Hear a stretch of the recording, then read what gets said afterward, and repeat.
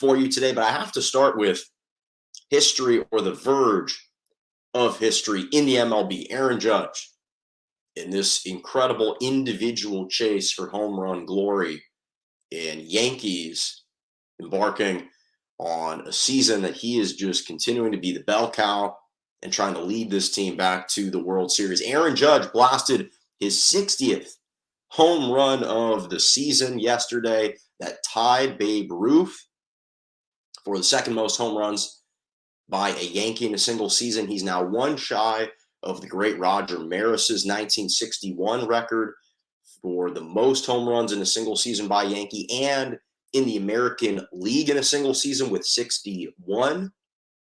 Obviously, Babe Ruth hit 60 in 1927. It is 95 years past that time. So it's been a long time since Babe Ruth was mentioned in the discussion for a current player. But Aaron Judge has now catapulted himself into that position. The Yankees have 15 games left on their schedule. And right now he's leading the American League as a Triple Crown winner. Obviously, when it comes to the entire Major League, he is just shy of the batting average. So to win the Triple Crown, you have to be leading three categories: batting average, home runs, and RBIs. And right now, Aaron Judge is leading 2 out of the 3 in the majors and is just one category shy in the National League overall. So he's got 60 home runs. He's batting .316 on the season, 128 RBIs. So the 60 home runs and the 128 RBIs, that leads all of baseball. The .316 batting average is a couple spots behind Freddie Freeman, Paul Goldschmidt, and one other guy in the majors. But he's still top 5 in batting average, and there's still plenty of time for him to potentially ascend. So he's looking to become, not to mention he leads the majors in on-base percentage, slugging percentage, and OPS. Just throwing that out there.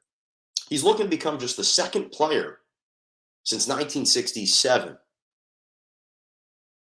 to win the MLB's Triple Crown. The last time we saw it, Miguel Cabrera did it in 2012 with the Detroit Tigers. So the question becomes, is Aaron Judge having the greatest individual season ever? Is he having the best season ever for a baseball player? And I think that it merits an actual discussion, because the one thing we know about baseball is an extremely stats-driven league. It's an analytically driven sport. Analytics are super, super important. Obviously, we understand why it is, because there's so many different circumstances in which stats can come into play. When do you have a righty, lefty batter? How does a player bat against a curveball, a fastball, a slider? There's so many different components to baseball players, and when we revere baseball players, it's not just for their incredible moments on the field, but a lot of these baseball players are etched in baseball lore because of the stats.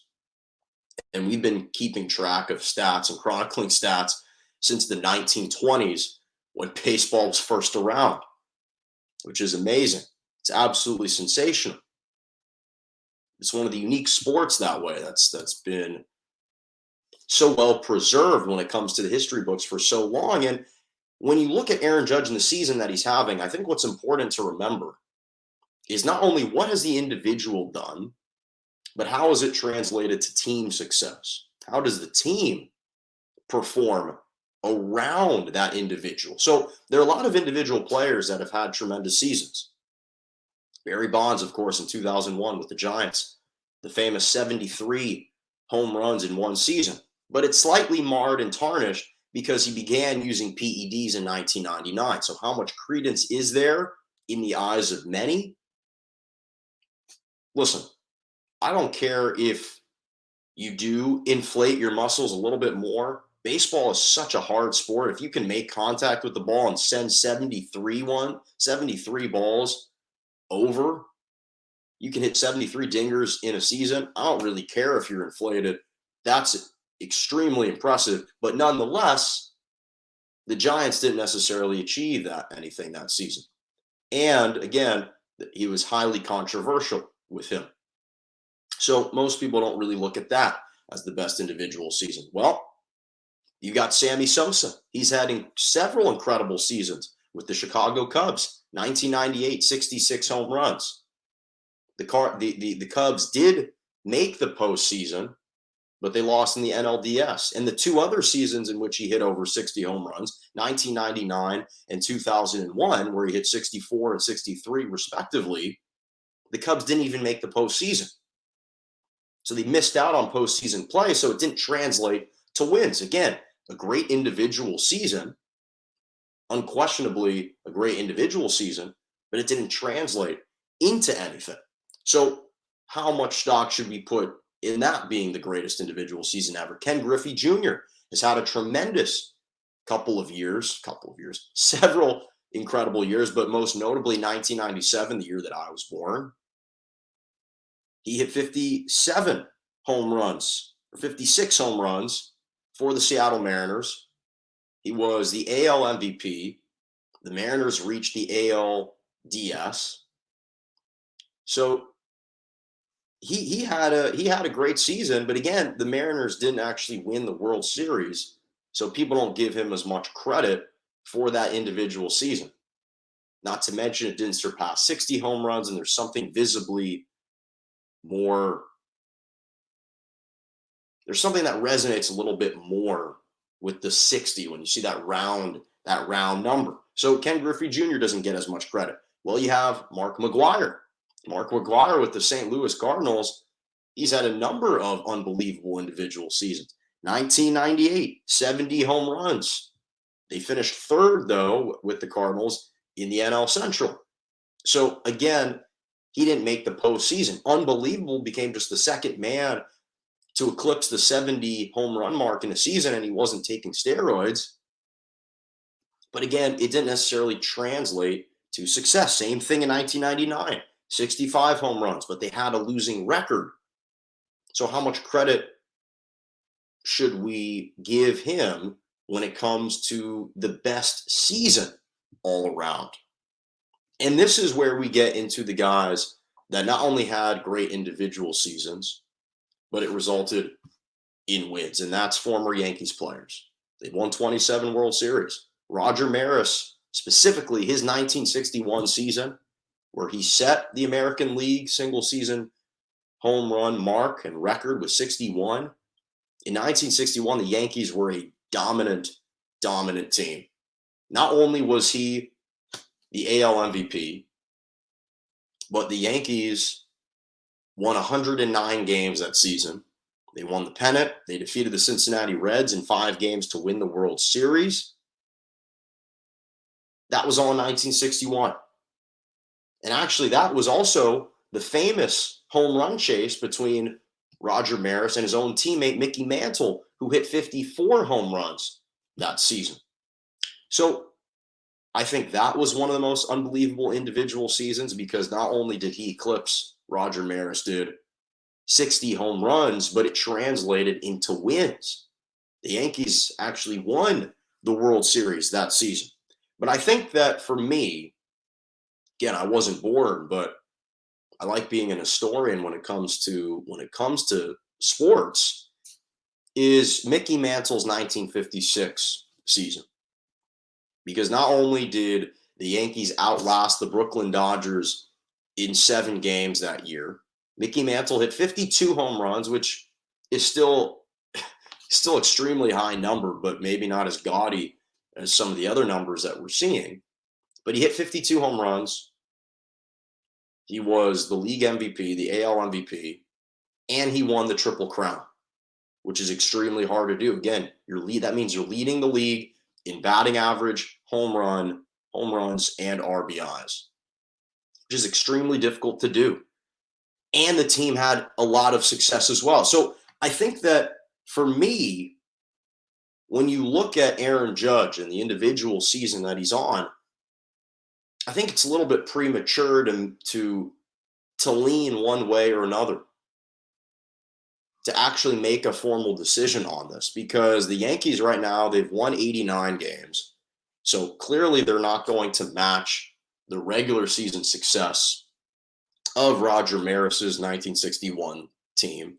Who knows if the Yankees will win 100 games this year?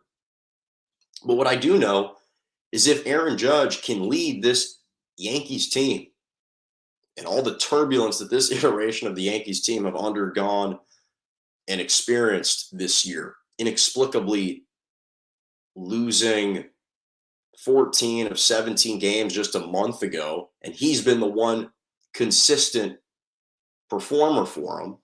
If he can lead this team to a World Series and a World Series title specifically, then I think it would merit a discussion, because again, individually, the guy has been unbelievable. The MLB's never seen a player like Aaron Judge, a guy who's built like a small forward for the NBA or an elite tight end in the NFL. Aaron Judge is 6'7", 280 pounds of pure muscle.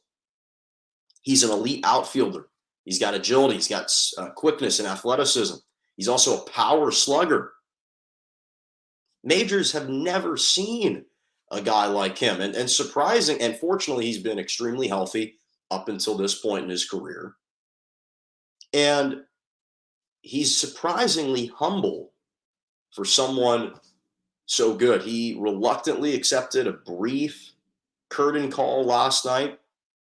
And it was fitting to me that the night that Aaron Judge hit his 60th home run, the Yankees defeated the Pittsburgh Pirates on a home run, on a grand slam delivered by Giancarlo Stanton. It just seemed like a deserving way to close out the game on such a magical and special night. And again, when it comes to baseball and his role, Aaron Judge's specific role within baseball, I think that baseball's main issue, again, has never been a lack of talent. It's been a lack of promoting their stars. And Aaron Judge is arguably one of the biggest stars in baseball. Obviously, of Shohei Ohtani and Fernando Tatis Jr., the aforementioned Aaron Judge, Mookie Betts, Vladdy Guerrero Jr. with the Blue Jays, Mike Trout. But there are only a handful of guys that are truly outliers and truly superstar household names. And Aaron Judge is becoming one of those guys. Adam Sandler gave him a beautiful shout out yesterday on social media. So he's looked upon like he's a vet because he's 30 years old, but he's only been in the majors for 7 seasons. In fact, 2017, it was his second year. He hit 52 home runs that season. And that's when the Yankees lost to the Astros in their trash can cheating scandal. They lost in 7 games. They won all 3 games in the Bronx at home at Yankee Stadium, lost all 4 at Minute Maid Park in Houston. Perhaps we know why. And the point is, that season in 2017, the Astros ultimately beat the Dodgers, again with that asterisk, but nonetheless, they beat the Dodgers in 7 games to claim the World Series title. If that's the Yankees replacing the Astros, the Dodgers were certainly a loaded team that year, so who knows if the Yankees would have won, but they would have been in that position to play for a World Series title, and who knows? And then that could have been in the discussion, and he was just a second-year player. So I definitely think that he deserves to be mentioned in this discussion for the greatest individual seasons ever, because the pace that he's on, this torrid pace, he's never slowed down. And again, they still have 15 regular season games to go, not to mention whatever he can accomplish in the postseason. So he's got ample time to perhaps reach 64, 65 home runs potentially this year, which would be an unbelievable feat. He's already set an incredibly high standard for himself. But I definitely think that he could potentially have the greatest individual season ever. I'm still going to give it to Mickey Mantle in 1956, but Judge is having an unbelievable season.